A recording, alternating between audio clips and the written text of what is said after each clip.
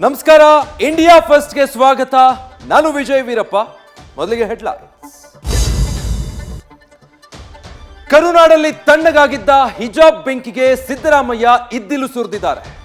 ಹಿಜಾಬ್ ನಿಷೇಧ ವಾಪಸ್ ಎಂಬ ಸಿಎಂ ನಿರ್ಧಾರಕ್ಕೆ ಕೇಸರಿ ಪಡೆ ಕೆಂಡ ಕಾರಿದೆ. ವಿಷ ಬೀಜ ಬಿತ್ತುವ ಕೆಲಸ ಮೂರ್ಖರ ಮಾತು ಅಂತ ಮಾತಿನ ಚಾಟಿ ಬೀಸಿದೆ. ಇತ್ತ ಸರ್ಕಾರದ ವಿರುದ್ಧ ಕೇಸರಿ ಫೈರ್ ಬ್ರ್ಯಾಂಡ್ ಮಾತಿನ ಕಹಳೆ ಮೊಳಗಿಸಿದ್ದಾರೆ.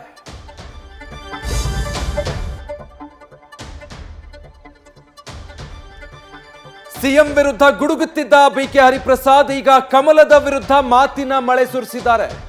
ಬಿಜೆಪಿಗರು ಗೋಡ್ಸೆ ಅನುಯಾಯಿಗಳು ಬ್ರಿಟಿಷರ ಬೂಟು ನೆಕ್ಕೋರು ಅಂತ ಟೀಕಿಸಿದ್ದಾರೆ. ಕಾಂಗ್ರೆಸ್ ನಾಯಕನ ಹರಿತ ಮಾತಿಗೆ ಕೇಸರಿ ಕಲಿಗಳು ನಿಗಿ ನಿಗಿ ಕೆಂಡವಾಗಿದ್ದಾರೆ.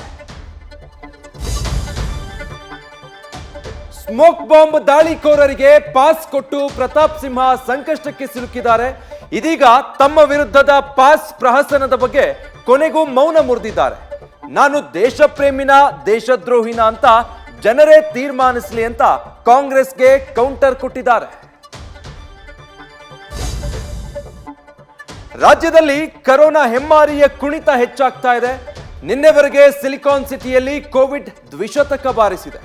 ಕಾಣದ ಕ್ರಿಮಿಯ ಕಟ್ಟಿ ಹಾಕೋದಕ್ಕೆ ಡಿಸೆಂಬರ್ 26ರಂದು ಸಚಿವ ಸಂಪುಟ ಉಪಸಮಿತಿಯ ಸಭೆ ನಡೆಯಲಿದೆ. ಈ ಮಧ್ಯೆ ಸಿಬ್ಬಂದಿಗೆ ಸಾಲು ಸಾಲು ರಜೆ ಕೊಟ್ಟು ಬಿಬಿಎಂಪಿ ನಿರ್ಲಕ್ಷ್ಯ ತೋರಿದೆ. ಭಾರತದ ಹೆಮ್ಮೆಯ ಕುಸ್ತಿಪಟುಗಳ ಕಣ್ಣೀರಿಗೆ ಕೊನೆಗೂ ಜಯ ಸಿಕ್ಕಿದೆ. ಕುಸ್ತಿ ಫೆಡರೇಷನ್ ಆಫ್ ಇಂಡಿಯಾವನ್ನೇ ಕೇಂದ್ರ ಸರ್ಕಾರ ಅಮಾನತು ಮಾಡಿದೆ. ಬ್ರಿಜ್ ಭೂಷಣ್ ಸಿಂಗ್ ಆಪ್ತನ ವಿರುದ್ಧ ಕುಸ್ತಿಪಟುಗಳು ಮಾಡಿದ್ದ ಹೋರಾಟಕ್ಕೆ ಕೊನೆಗೂ ಕ್ರೀಡಾ ಸಚಿವಾಲಯ ಮಣಿದಿದೆ.